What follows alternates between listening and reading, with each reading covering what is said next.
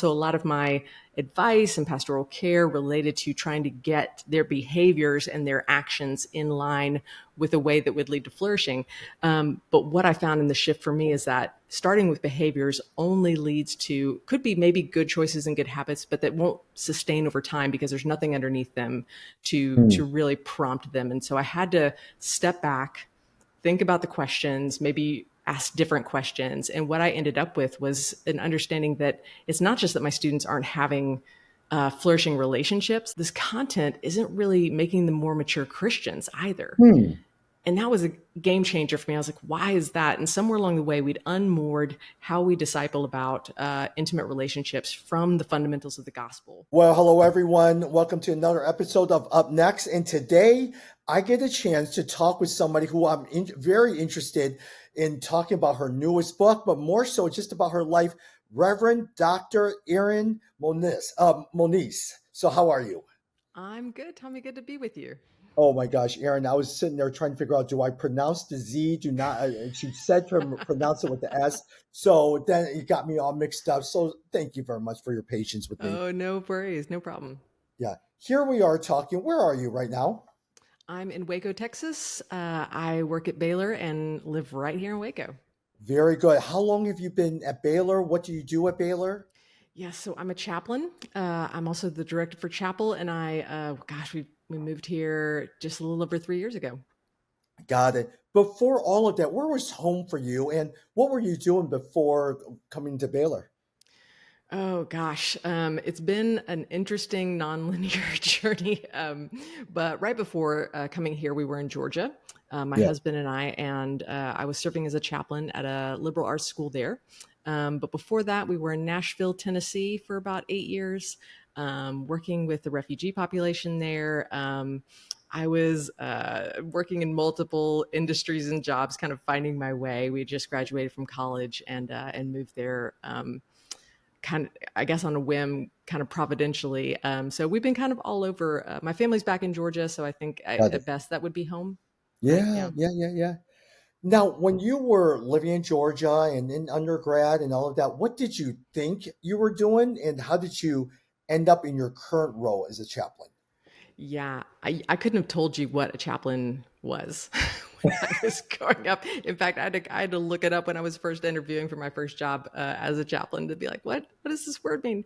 Um, I Finding my way took a long time, and I ended up in a space that I think was ultimately led by the Lord and by people who love me and were praying for me and guiding me and mentoring me. But I ultimately found that once I got proximate to emerging adults and college students and ministering to them, I was like, this is it. Yeah. I'm finally here. But it took a while to get there. I didn't even go back to get my master's till I was almost 30. So yeah, it was a bit of an interesting journey and just a lot of vocational discernment, even though I don't think I would have been able to use those words Yeah. back then. I think in my youth, I just was trying to find what was for me, and I just Hmm. didn't know. And everyone else seemed to have that clarity, but I it took me a while to find it. Yeah. Now, how would you describe your role as a chaplain? What does that look like on a day-to-day basis? Yeah, well, at Baylor, students have to take chapel. It's a compulsory element. And so my department created a system that offers over 60 different opportunities for chapel because we have just a wide variety of students who are here. And Wow. so we want to Yeah. try to tailor their spiritual formation to fit where they are and where they're coming from. And so to have some Yeah. of that variety in order to facilitate that. So that's a lot of what I do. But what I really love is just caring for college students, Yeah. providing pastoral care, mentorship, yeah, just working with and sitting with college students, learning about their stories, getting to teach a little bit, and yeah, that's pretty. It's a pretty great job getting to just basically love on and care for those students. Yeah. You've been in that role for 4 years, and before that, you were doing it at a liberal college. Have you seen the topics of discussions, the struggles that a lot of times these young adults, emerging adults, has it changed over all those years that you worked together, or would you say a lot of times the struggles are probably about the same thing over the last couple of years? Oh, well, in one sense, every new generation that walks through the door is a little bit different. The goalposts are Mhm. always moving a little bit, and you're always trying to figure that out. But when it comes to the the thing that takes about 80% of my time, which is students talking about their intimate relationships, um, it has largely been similar in sort of unsettling ways, and that was one of the things that I first noticed, is that kind of year after year, generation after generation, over the course of a decade, the kind of questions and struggles and frustrations that kept coming through my office hours weren't all that different from what I'd seen the year before that and the years before that. So in some cases, every new class is different, with different ways of approaching the world. But the desire for intimacy and Yeah, our approaches to it is kind of standard. yeah. Which actually led the way. I'm looking at your book right now, Knowing and Being Known. How did that book come about? Um, it started as an occupational hazard. I didn't really set out to be someone who studied this, but yeah, like I said, 80% of my time with students, they had questions and they were coming to me because of things revolving around intimate relationships.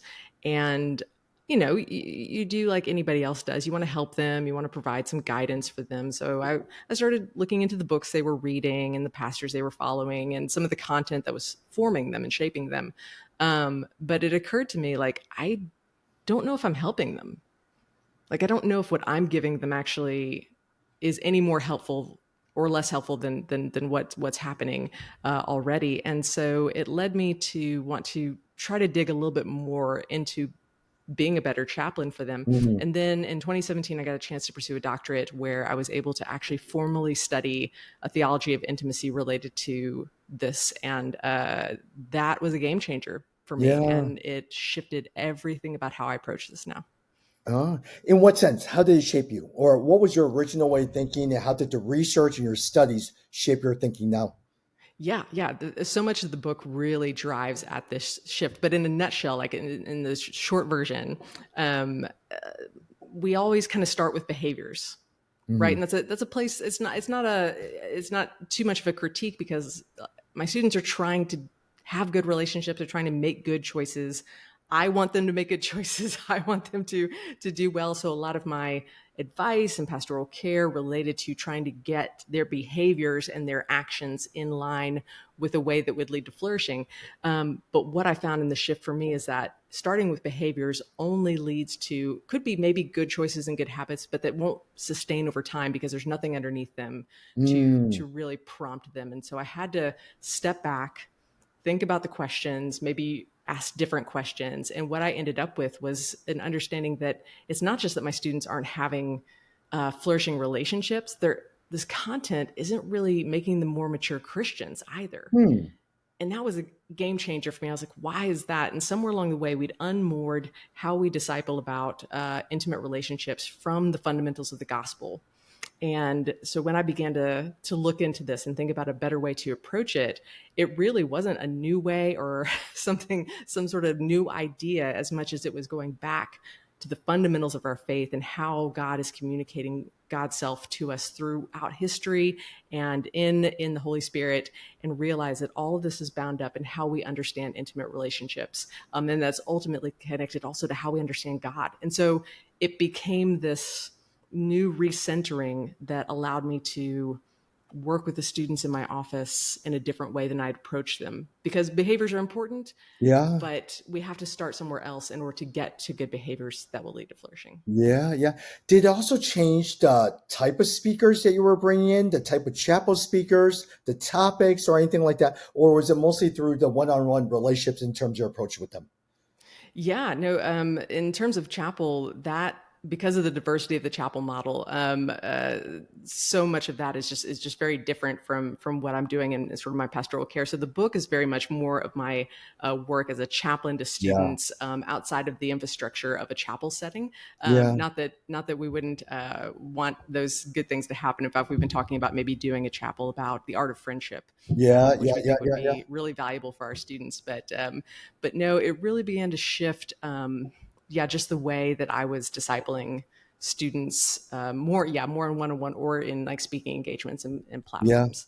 And But Aaron, how does that, because one of the parts of your chapter is how the Western world co-opted our identities. mm, How do you change your approach with something like Baylor, which is a renowned school globally? mhm. How do you approach Asians? How do you approach folks from Africa or South America and all this stuff? Does that change your approach as you work with them? Oh, yeah. I mean, in my work at Baylor, it's very much a team effort. And so there's a parallel, I guess, I can bring here between my ministry with Chapel and writing this book. When I first began writing it, I asked a handful of students who I knew were coming from different demographics, married, single, Mhm. students of color from different cultures, and also a student who was from South America and was an international student. And I asked them to like take some time to read what I was writing as I was writing my manuscript, in order to make sure that I wasn't having these blinders on in the way that I Yeah, write, because I yeah, wanted to yeah. write for a broader audience. But coming from a culture, being a white woman, like those are going to limit me in ways that I may not even be able to discern for myself. Correct. So I need other people around me to be able to help, and they did, and it was actually really instrumental in their help. Change things in my book and the way I was writing. In a similar way with work at Baylor, I'm part of a diverse team that has to be cooperative and open, to think about our diverse student population, because we can't serve them well, we can't care for them, we can't even begin to open up to what their spiritual formation would look like and how that might be different for each Yeah. student if we're unwilling to create systems that allow sort of a constant dialogue and intrigue, and then reshaping things around what we're learning. So I think it's an exercise across practices. Yeah. And Aaron, a lot of times, even my work with Resource Global, I'm still trying to figure out how, because how I lead in Indonesia and Jakarta, Indonesia is very, very Mhm. different than Nairobi, which is very different from Cape Town or Pretoria or Johannesburg. And I have to be able to understand each of the different cultures, also what causes them to really bond together as a community and grow intimacy as well, too. Oh yeah, yeah, and it'll be different, and so it's not a one size fits all. Yeah. And so for you, talk a little bit. Like, for instance, one of the things that I love what you're talking about is you talk about these three intimacy motifs. Mm. Can you share a little bit about what you're thinking through all those things, through all those ideas? Yes. So the three motifs actually began when I noticed that the conversations I was having with my students wasn't solely about romantic relationships. Now, to be fair, a lot of it was they're dating, they're trying to get married. The students, it's their world in many ways. But I also found just as often, and I would be hearing from students about issues related to friendship, Yeah. singleness, like what if I never get married, community, roommates, and then also their family of origin and transitions. I mean, college is a time where you are making a major shift with your family of origin, with parents and siblings, and going from a dependent to independent adult. There's all sorts of things there. And what I found is that there's all this content about romantic relationships. I mean, there's a book out every 6 months from a Yeah. celebrity pastor about Christian dating, marriage, and sex, but I was struggling to find anything related to the other two, for friendship or for family. Yeah. Yeah. But Yeah. interestingly enough, when I began my research, I noticed that the way intimacy shows up in the story, in the narrative of Scripture, as God is infusing intimacy and intimate relationships into our understanding of the gospel and God's character and God's economy, is through three motifs, which is the family, friendship, and marriage, sexual relationships, right? So these motifs start to appear in Scripture. It starts in Exodus. The first time that Moses he's going to Pharaoh, and God says, "Let Pharaoh know that these are my children." And so the Mm. first time we have this designation of this ancient God who is putting themselves in a parental role, which is Yeah. really Yeah. unique for that time, ancient in the ancient world, by far, is kind of a shock. But also, that's where we begin, and then it starts to ramp up from there, and we see the familial motif existing all the way through. And Jesus is like, "This is how you should pray." our Father who art in heaven. Yeah. And then you have the marriage motif where God is constantly using this language of a jilted lover or bride to talk about his relationship to Israel. And then again, and we see Paul saying these mysteries that exist in our relationships are actually a higher understanding of the bride and the bridegroom that God is communicating about us. And then in John, we see Jesus say, yeah, you're no longer servants, you're friends. And so Yeah. these Yeah. Yeah. motifs show up in scripture. And I thought, what a crazy thing that the three areas of intimacy my students are struggling with the most are also these three places in which God is using language and relational ideas to communicate himself to us. And how does that all work? So it began to connect the dots. Yeah.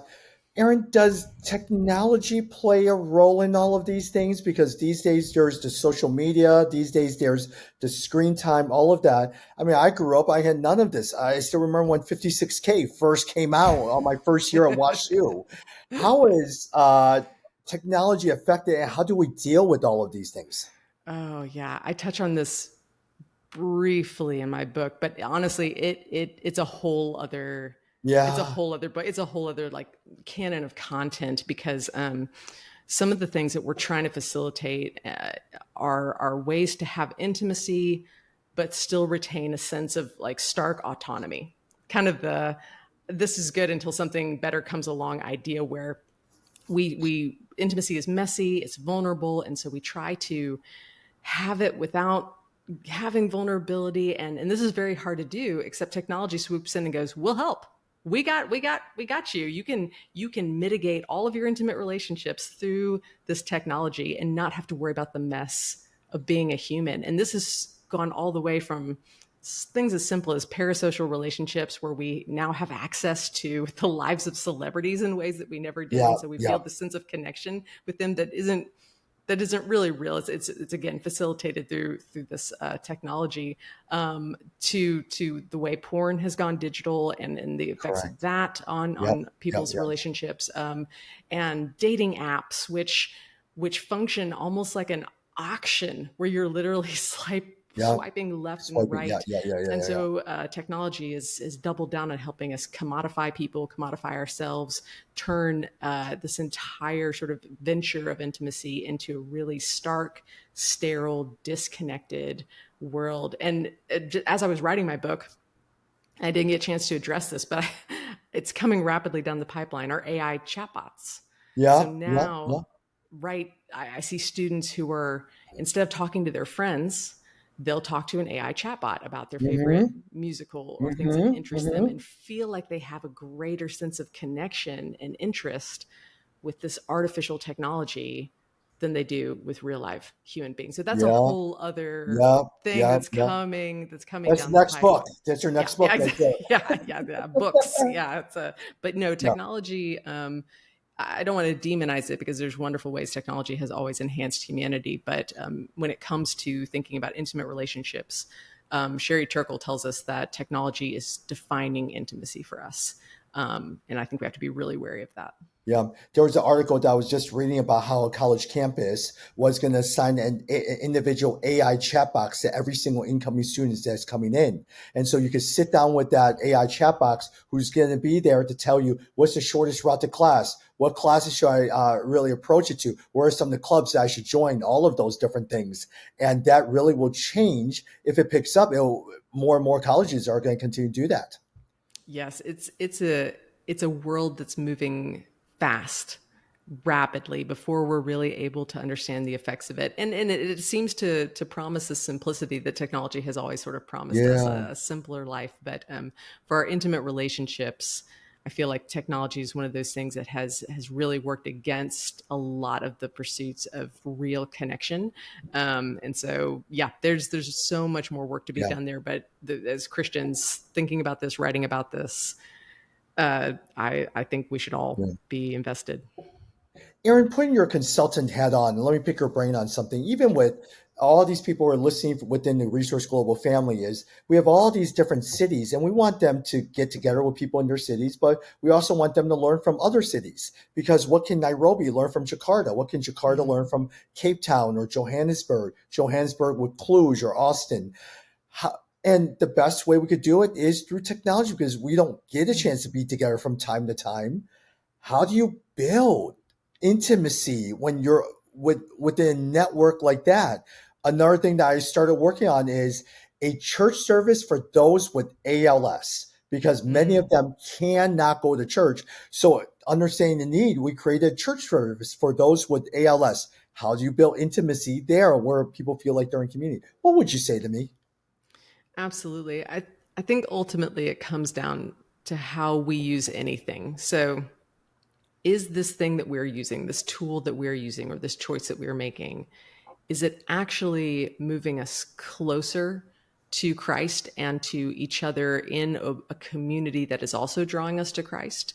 Or is it disenfranchising us? Is it actually disconnecting us? Is it commodifying people? Is it reducing people down to tools? So I think in some of the ways that we exercise technology, that's a lot of what we're asking Yeah, ourselves is what is this moving us towards? Is this creating a simplified form of communication, but that isn't actually connecting us in a meaningful way? Or is this actually not only simplifying, but we are creating connection? We're moving as a community towards each other and towards Christ in yeah, a way that exemplifies the gospel. So there's some things about technology that can do that, but Christians have to be thoughtful. I think we have to ask the yeah. questions. As during your research, are there ways that people are engaging with each other that you found which are effective, especially through technology or other places to build that community? Oh, absolutely. I mean, I know for myself, a student got me connected to this app. It's called Marco Polo, and it's like just you send little videos of yourself talking about things. And I thought it was kind of dumb when she first told me about it, and I was like, okay. But she's like, this way we can keep in touch because she was going to a different state to go to grad school, and I was like, okay, fine, I'll download this app. And one thing I found is that when I keep in touch, especially after moving to Texas, keep in touch with people who I'm no longer proximate to, who are not my day to day folks anymore, folks whose lives overlapped with mine that no longer overlap in those ways. This app allows us to, without having to schedule a call or always like get on the same page, to be able to send little videos to each other about just the incidentals in our life. I'll be heading to work and I'll talk about, the morning I had, and my friend will send me a polo back. And then later on, when we have a phone call, we can just get straight into the deep stuff because we're not having to catch up on what's happening in our lives. We've been Mm, able to do that over the app. And so it actually jumpstarts the intimacy so that when we actually are able to connect on a call or in person during a visit, that app has actually allowed us to already have a good sense of each other's lives, and then we can really get into the hmm. questions we want to have. So that's one example of the way that can be used. Now, if I was using that to replace those calls and times with my friend, then I Yeah, think it could be a misuse. But again, it yeah. walks a fine line. It's all how we think about it. The only thing I'm scared of is if you open it up to a group like that, you always have someone who just oversends all of a large number of videos all the time. And I'm saying, oh my gosh, it's like WhatsApp or Slack. I get so overwhelmed by Slack because there's always that one person who is always typing, and I just get overwhelmed by all that information. Oh yeah, that's kind of the double edged sword of technology is we're always accessible, Yeah, and that can be, yeah, that has to be mitigated as well. And it's tricky with work, right? Because there's this expectation now that comes with having full access. So I think we're in a space where we're having to think more and speak more about boundaries, have open communication about how to mhm, use these tools, and try to be around people with, hopefully we can have those conversations with, and it not be a yeah. burden to the relationship. Yeah, Aaron, I think a lot of times, even with this book, I think it would be great for those who are in Tokyo or in Japan, because I remember visiting Tokyo and Japan. Individuals, when we were talking about our 8 month cohort, all of that, one of the questions that someone asked me is, so do we have to be with each other in the same room, or can we log on for our community? And when you go to the 7-Eleven and some of these breakfast shops, which are wonderful places, they sell food individually wrapped because Mm. people in Tokyo are always focused on just their individual self. Wow, that is so interesting. And I love to hear, yeah, different ways that our cultures are shaping the way we're approaching Yeah. and understanding ourselves and others. And so the chapter I write about identity really focuses on Western values and how they have been shaping a lot of the churches in North America as it results from my immediate context. But every culture is doing this Yeah. somehow in some way, and it's the gospel that continues to cut through all of those things and to reorient us back. And so whatever way that might be shaping us or whatever that looks like, I think at the end of the day, there's always this temptation to believe something false about who we are or about who God is. And that we're always combating that because I believe the enemy is trying to get us to believe that there is something else in this world that brings us value, something else in Mm, this world that actually gives us worth. yeah. Yeah. And whatever culture we're in, that's being sold to us through some different mechanism. Yeah. Yeah. um, Yeah. Yeah. Yeah. but Yeah. that Yeah. ultimately the gospel covers all cultural boundaries and resets us towards that. But here's the thing, I write about this in my book, and this is so central to what I believe. Like, having the gospel do that, I think really requires other people who are walking closely with us in intimate relationships. Like, I think we need other people who know our lives, who know us, who see us, who have access to us, and to be able to say hard but good things. It's really powerful when somebody who knows me and who really knows what a jerk I can really be, like really, like has no like rose colored glasses about who I am, but who loves me and who chooses me, who Yeah. can say to me, hey, this is not who you are. You don't need this. This is a lie. Come Yeah. back. Yeah. And that, to me, doubles down the ability for the gospel to sink deeper into my life when I have these relationships that are creating more than just my voice in my head, these echoes of truth that are constantly needed to pull me out Yeah. of this sea of lies. So whatever culture we're in, I think we need even just a few people who are not just proximate to us for the sake of pushing back against loneliness, but are proximate to us for the sake of being each other's frontline brothers and sisters in Christ, to say, remember what is true. Remember what is true about God. Remember what is true about you and who you are. Yeah. Yeah. Yeah. I think that's how we do And it. I would probably add for you as well too is I remember my seminary professor is when you find those people, you got to be willing to be open to them because look at some of these pastors or ministry leaders who fell. What did they all have common? They probably all had accountability partners. They probably had all leadership to keep them accountable, and they all fell because if you want to hide something, you can, but you Yeah. got to be open and be willing to hear some of those critiques. It's so important, and that's where we go back to just like the art of healthy friendship, which I believe is a practice that social scientists and like the research that talks about like these areas of good relationships come back to those fundamentals, and we study those because intimacy is difficult. It requires vulnerability, and vulnerability makes you vulnerable. Like it's a scary place, and how we do this, I think, is modeled well by Christ, but also just human practices that can help us Yeah, engender good, healthy relationships where vulnerability and trust building are kind of these parallel rails that are moving us yeah, towards yeah, intimacy with each other. But it's difficult. People are messy, and so I think we have to be realistic about the journey and what a struggle it is. But thank God for the gospel that teaches us how to be people who give yeah, and receive grace. yeah. Aaron, this is our first time ever meeting with each other, and I hope this. I actually have a feeling it will not be the last because I have a feeling I'm going to be asking you to go to Sao Paulo, to go to Cluj, Jakarta. So I hope that once you get to know me, you won't get rid of me because I'll be calling you all the time to do some speaking and teaching. That's great, Tommy. As long as we're able to talk about those boundaries of technology and not be, the people who are just always filling up the slack. Yeah, yeah, yeah. Okay, let me ask you some fun questions, completely Okay. different. What was the best thing you loved about writing a book? What was the worst thing you loved about writing a book? Oh gosh, the best thing was the community. I had heard somebody told me about like a writing technique they use where they made it sort of a communal effort. And so I told you I Okay. had different people I recruited to kind of walk that journey with me and give me feedback as I was writing the book. And we used some time in the middle to get together. We got Good, an good, good, good. Airbnb for an extended weekend and just talk through the book and like ate meals together and let life sort of reflect what I was trying to write. Yeah, It yeah, was amazing, and I got a chance to do something I would normally not do. And Erin, let me that stop you was right great. there.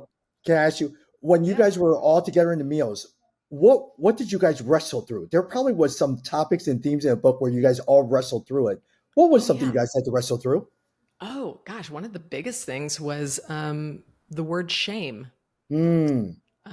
First of all, again, we have people for whom English is not their first language. And so they were challenging the perspective of how I used words and what they might mean to different people in different ways across translation, and being able to communicate clearly.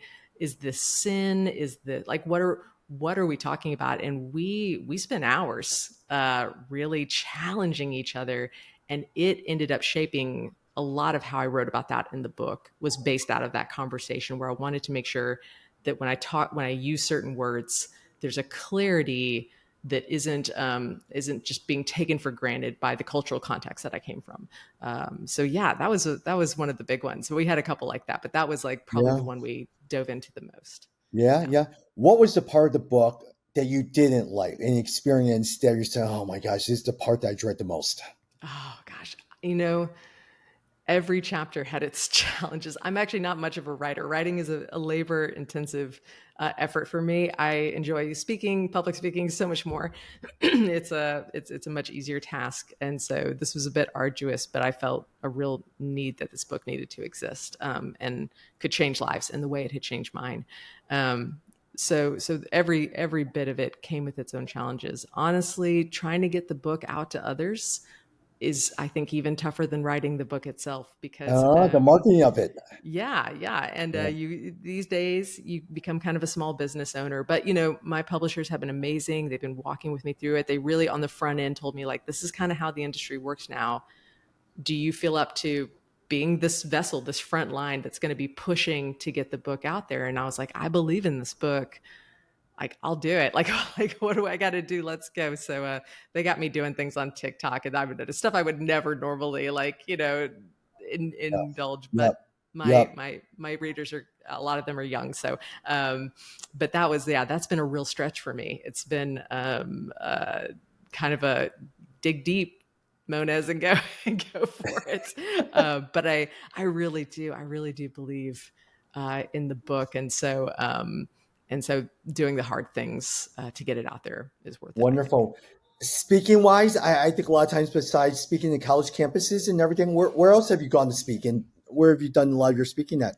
Oh, pretty much anywhere anyone will have me. But because I'm in the higher ed world, I have colleagues all over the nation that have been really generous, and so I get to do that. I'll be doing a lot more of that this year. But Good. churches and conferences are also some of the main things. But I tell people, if they have a book club with my book, and they want to read it all together, they should email me, and I will come personally or Zoom in, Yeah. and at some point make Yeah. an appearance and answer their questions. Just, Yeah. I will, Yeah. it doesn't have to be big. I'm happy to come alongside anybody Yeah. who's wrestling with these things. Oh, I think it would be great. A group is reading your book, and then after about 8 weeks of reading your book, you come on and they just bombard you with questions where you're able Yeah, to answer, filter through some of those questions. I'd love that. Yeah, so that I'm just sending that out over the airwaves, Tommy. Like, anybody who wants to take me up on Yeah. that, Yeah. Yeah. Yeah. I'm here for it. Does this process encourage you to write a part two of the book or continue to write and do more book writing? You know, when I was writing this book, I knew that it was just the start, and it didn't necessarily mean that I would be the one writing the next book. I might. I believe there's more content, but this was a primer. I think a lot of frustrations with this book is it's not a how book; it's a what and a why book. So I think you get to the end, and I give a few nuggets at the end, but people are kind of left, okay, like, what do we do then? How do we do this? And I think that content is forthcoming and needs to come, and not just come from me. I hope, and I say this in my book, we need a lot more content from people of color. We need a lot more content from people coming from different cultural perspectives. A lot of our content up until this point is very monoculture, very Yeah. dominant culture, and that's one of the problems. So I'm hoping to inspire others to build on what I've written, and I hope maybe to contribute some more content Yeah. myself, but it doesn't have to be me. But we need books on friendship. We need books on marriage. We need books on Yeah. dating and dating apps and technology and AI chatbots and all of these things. So I'm hoping there's a whole universe of content that Yeah. comes off of this book. And it's going to continue to evolve very, very fast. Is it the rise of AI chatbots? But yeah, at the same time, we were talked about Tokyo and how some people operate in Tokyo. I That's didn't right. realize that naive me tried to put our Hong Kong and our China cohorts together. They didn't get along. And so a lot of times I had to realize that, oh, they're not getting along. So how do you make adjustments? And things are constantly changing all the time. Yeah. Oh yeah, yeah, no, it is. And it's changing very fast, which is why some of this needs to be books. Some of it needs to be just content that we can consume as the world is moving rapidly, and encourage each other towards what is never changing, which is the gospel and its Yeah. fundamental place to center us in our relationships. Yeah. Hey, where can people find more information about your book, yourself, all of that, social media, LinkedIn, all of that? Yeah, yeah. Again, because I'm a college minister, I'm on some of the socials, not TikTok, sorry, friends, but like you can find me on like the Instagram and Facebook and LinkedIn. My book is wherever books are sold, but my website is kind of a central one-stop shop to find all things related to the book and related to my ministry. So that's erinfmoniz.com. And everything is there if you're looking for ways to get in touch with me or learn more about what I do Wonderful. with the Wonderful. book. Yeah. Well, thank you. I know we are just meeting. Thank you very much for jumping on and just sharing about your book. And I really enjoyed it. I learned a lot from it, and I'm going to be calling you quite often to help us out with some stuff. Thank you so Oh, much, Aaron. Tommy, I look forward to it. This has been really great. Thanks for having me. Talk soon.